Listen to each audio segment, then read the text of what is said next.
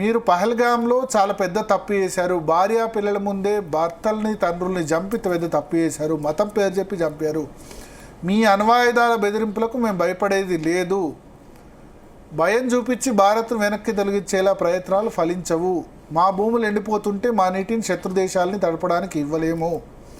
So ఖచ్చితంగా ఎలాంటి ఒప్పందాలనైనా దేశ సంక్షేమం కోసం పక్కన పెడతాం అని చెప్పి ఒక విధంగా ఆయన ఏం చెప్పాడంటే సుదర్శన చక్ర అంటే ఇండియన్ డిఫెన్స్ సిస్టమ్ని బలోపేతం చేస్తాం. మన ఆపరేషన్ సింధు ద్వారా మన కంపెనీస్ మన భారతదేశానికి సంబంధించిన బ్రహ్మాస్ క్షిపణి కానీ ఇవన్నిటి వల్ల మన డిఫెన్స్ స్టాక్స్ అన్నీ కూడా చాలా పెరిగిపోయినాయి. మన డిఫెన్స్ కంపెనీస్ సొంతంగా మన ఉత్పత్తులు తయారు చేసుకుంటాం. ఇంతకుముందు అమెరికా పాకిస్తాన్ సప్లై చేసేది మన రష్యా మీద డిపెండ్ అయ్యింది, సోవియట్ యూనియన్ మీద ఎక్కువ డిపెండ్ అయ్యింది. సో మనం స్వయం సమృద్ధి సాధించిన పరిస్థితి, మనమే వేరే దేశాలకి ఎక్స్పోర్ట్ చేసే పరిస్థితి. ఇంకొక కీలక స్టేట్మెంట్ ఏంటంటే demography mission, no tolerance for infiltrators. ఇప్పుడు భారతదేశ జనాభాని 130-140 కోట్ల జనాభా కదా. సో ఇన్ఫిల్ట్రేటర్స్ చొరబాటుదారుల గురించి ఒక ప్రత్యేక మెకానిజం తీసుకొస్తాం దాన్ని ఆపడం కోసం. డెమోగ్రాఫిక్ చేంజ్ కావద్దు. డెమోగ్రాఫిక్ అంటే ఒక ప్రాంతంలో ఇప్పుడు మీకు హైదరాబాద్ తెలంగాణ ఉద్యమం ఎందుకు వచ్చింది?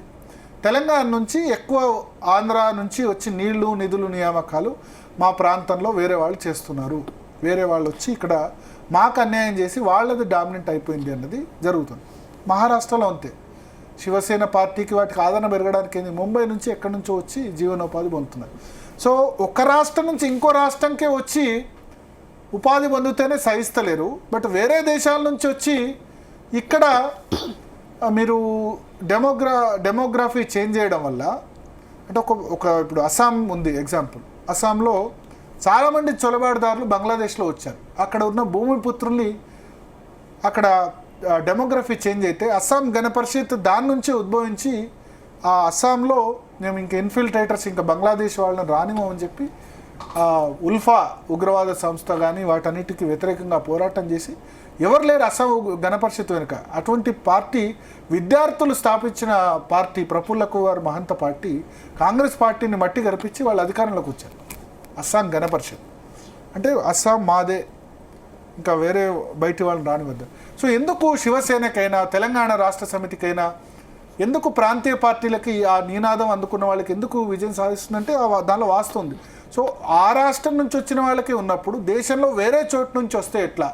ఇప్పుడు ఎగ్జాంపుల్ బీహార్లో కిషన్గంజ్ ఉంది. కిషన్గంజ్ డెమోగ్రఫీ మారిపోయింది బంగ్లాదేశ్ నుంచి వలసలు రావడం వల్ల. అట్లాగే ఇప్పుడు హైదరాబాద్లో ఇవాళ ఒక కేసు చూసాం మనం. పాకిస్తాన్ నుంచి ఒక వ్యక్తి వస్తే దానిలో వాస్తవం ఎంతో తెలియదు, సిటిజన్షిప్ ఇచ్చేశారట. ఇండియన్ సిటిజన్షిప్ 1998లో వస్తే అప్లై చేసుకుంటే ఇండియన్ సిటిజన్షిప్ వచ్చారట. ఒక మహిళ, ఆమె ఇవాళ ఇది పారామౌంట్ కాలనీలో జరిగింది ఇన్సిడెంటు. ఆమె హిందూ మతం నుంచి కన్వర్ట్ అయ్యి ముస్లిం మతంలో కన్వర్ట్ అయ్యి పెళ్లి చేసుకుంది. పెళ్లి చేసుకున్న తర్వాత ఇప్పుడు వేరే మహిళతో అతను కలిసి ఉంటున్నాడు. అది ఇవాళ పోలీసులకు పట్టిస్తే అతని డీటెయిల్స్ ఆమె చెప్పిన దాని ప్రజలకు మనకి ఇంకా కన్ఫర్మ్ కాలేదు. అతను పాకిస్తాన్ నుంచి వచ్చాడు, బట్ ఇండియన్ సిటిజన్షిప్ తీసుకున్నాడట. అది ఎట్లా సాధ్యమైంది? సిఏ కింద అప్లై చేసినప్పుడు సిఏని వ్యతిరేకించిన వాళ్ళు ఎట్లా సాధ్యమైందని చెప్తున్నారు. సో అందుకని ఇన్ఫిల్ట్రేటర్స్ ఎవరైతే చొరబాటుదారులు ఉంటారో వాళ్ళ విషయంలో దానివల్ల ఇల్లీగల్ ఇన్ఫిల్ట్రేషన్, బతుకు తెరువు కోసం వస్తే పర్లేదు, బతుకు తెరువు కోసం వ్యాలిడ్ వీసాస్తో వస్తే పర్లేదు, బట్ ఇల్లీగల్గా అక్రమంగా చొరబాటుదారులని వస్తే కనుక దేశ సమగ్రతకి దేశ భద్రతకి ప్రాబ్లం. కాశ్మీర్ నుంచి వచ్చిన చొరబాటుదారులే పహల్గామ్లో చంపేశారు. సో ఇల్లీగల్గా వచ్చే ఇన్ఫిల్ట్రేషన్ని ఎట్టి పరిస్థితుల్లో కూడా నేషనల్ సెక్యూరిటీ దృష్ట్యా సహించము. దానికోసం ఒక ప్రత్యేక మెకానిజం తయారు చేస్తాము. డెమోగ్రాఫిక్ ఇంబ్యాలెన్స్ అవుతుంది, ఇన్ఫిల్ట్రేషన్, ఇల్లీగల్ మైగ్రేషన్ బార్డర్ ఏరియాస్ల వల్ల అని ఆయన చెప్పారు. So high power demography mission అన్నారు. ఇది ఖచ్చితంగా ఒక చాలా గొప్ప స్టేట్మెంటు, పెద్ద statement. Need of the hour కూడా ఇప్పుడు జరగాల్సింది కూడా. సరే, ఇప్పటి వరకు వచ్చిన వాళ్ళ సంగతి దాని గురించి గొడవ నడుస్తుంది. ఇప్పుడు బీహార్లో స్పెషల్ ఇంటెన్సివ్ రివిజన్, దానికి 2 ఆర్గ్యుమెంట్స్ ఉన్నాయి. వాళ్ళకు ఓటు హక్కు ఇవ్వాలి, ఇవ్వద్దు, ఇటువంటివి ఉన్నాయి. డెమోగ్రఫీ చేంజ్ కాలేదని. But need of the hour మాట అయితే దీనైతే మెచ్చుకుంటాను. దేశ భద్రత దక్షిణ దృష్ట్యా డెమోగ్రఫీ మిషన్ ఏదైతే ఏర్పాటు చేస్తానని ఇండిపెండెన్స్ డే సందర్భంగా నరేంద్ర మోడీ చేయడం చాలా పెద్ద స్టేట్మెంట్. ఒక స్టేట్మెంట్ కాకుండా దీన్ని ఆచరణలో తీసి చూపించాలి. దేశ భద్రత, ఎందుకంటే దేశ భద్రత అంటే ఏ ఒక్కరి భద్రత కాదు, అది నరేంద్ర మోడీ భద్రత, బీజేపీ భద్రత, ఆర్ఎస్ భద్రత కాదు. ఎవరు ఎక్కడ సేఫ్గా సెక్యూర్డ్గా ఉండాలంటే ఇప్పుడు మనం 2014 వరకు ఒక విషయంలో మోడీ ప్రభుత్వాన్ని అభినందించవచ్చు. ప్రతి చోట బాంబ్లాస్ట్, లుంబిని చాట్, లుంబిని పార్క్, గోకుల్ చాట్, హైదరాబాద్లో దిల్సుఖ్ నగర్, బెంగళూరు, పూణే, ముంబై, ఢిల్లీ బ్లాస్ట్ జరగని నగరం అంటూ లేదు. కానీ 11 ఏళ్ళలో దేశంలో ఎక్కడ కూడా ఓన్లీ జమ్మూ కాశ్మీర్కు మాత్రమే ఉగ్రవాదం పరిమితమైంది. మిగతా చోట్ల ఉగ్రవాదాన్ని ఒక చోట రిస్ట్రిక్ట్ చేయగలిగారు, మిగతా భారతాన్ని రిస్ట్రిక్ట్ చేయగలిగారు. బట్ జమ్మూ కాశ్మీర్లో ఆ ప్రాబ్లం ఇంకా కూడా ఉంది. ఆర్టికల్ 370 రద్దు చేసినా ఒక 2 ఏళ్ళు అయితే దాన్ని పీస్ఫుల్గా మెయింటైన్ చేయగలిగారు. సో ఉగ్రవాద కార్యకలాపాలకి ఏ దేశానికైనా డేంజరే. ఉగ్రవాదంలో అందరూ చనిపోతారు, ఎందుకంటే ఉగ్రవాదులు బాంబ్లాస్ట్ చేస్తే దానిలో హిందూ చనిపోవచ్చు, ముస్లిం చనిపోవచ్చు, క్రిస్టియన్ చనిపోవచ్చు, సిక్ చనిపోవచ్చు. కొన్ని చోట్ల మొన్న పహల్గామ్ అంటే టార్గెట్ చేసి మరీ చంపేశారు, వచ్చిన వాళ్ళని కాల్చి చెప్పారు.